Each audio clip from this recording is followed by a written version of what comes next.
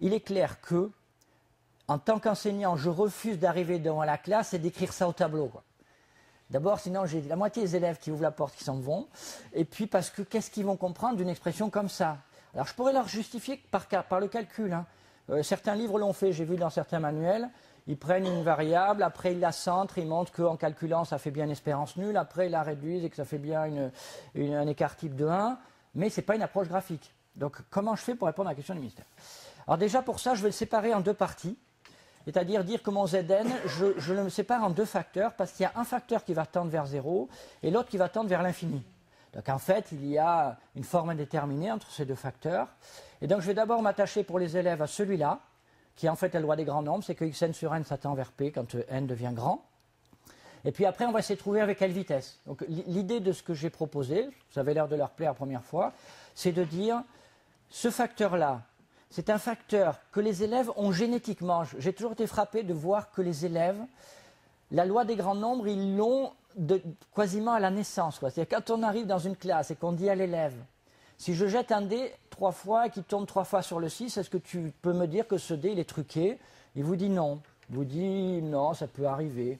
Mais c'est vrai que si vous lui dites que vous le jetez 20 fois, il est tombé 18 fois sur le 6, il vous dit que ce dé n'est pas normal. Je ne sais pas, ils n'ont jamais appris ça. C'est par expérience, je sais pas, un truc, il y a quelque chose, ils ont compris la loi des grands nombres. Et donc ça passe assez bien.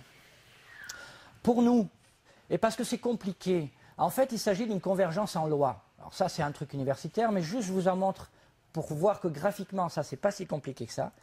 La convergence en loi, c'est une convergence simple. C'est ça, la définition. C'est que la limite des Fn de A pour la fonction de répartition tend vers F de A. Je vous le montre plutôt graphiquement parce que c'est encore plus beau, c'est joli. Et c'est aussi grâce à Arnaud Latellise, un collègue qui n'est plus dans notre groupe, mais qui avait commencé ce travail que j'ai terminé, que je trouve graphiquement imparable.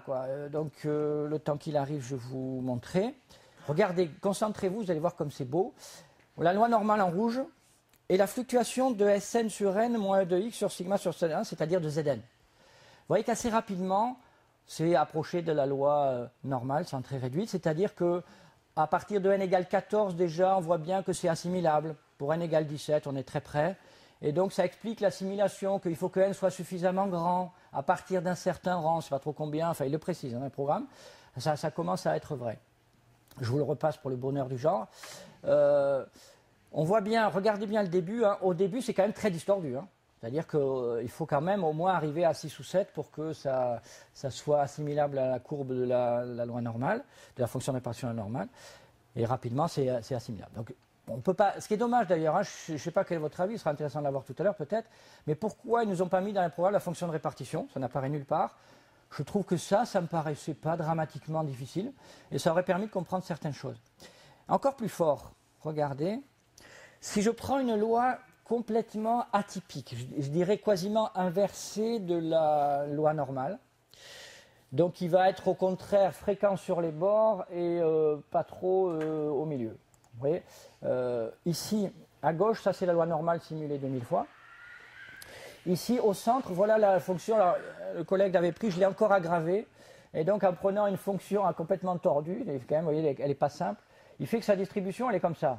Donc là, c'est le truc pas standard, C'est vrai que dans notre plutôt habitude où c'est proche d'un moyenne, ça marche un peu comme là. Alors regardez ce qui se passe pourtant, c'est-à-dire qu'ici, on va simuler les Zn, à droite. Regardez comme au début, c'est complètement destroy, comme disent les élèves, et puis assez rapidement, n égale 6, n égale 7, n égale 8, à 8 ou 9, déjà, c'est pas loin la loi normale. Ça veut dire que même en prenant une loi complètement farfelue, et en prenant n égale 10, mes Zn, là, finalement, c'est assez proche d'une loi normale.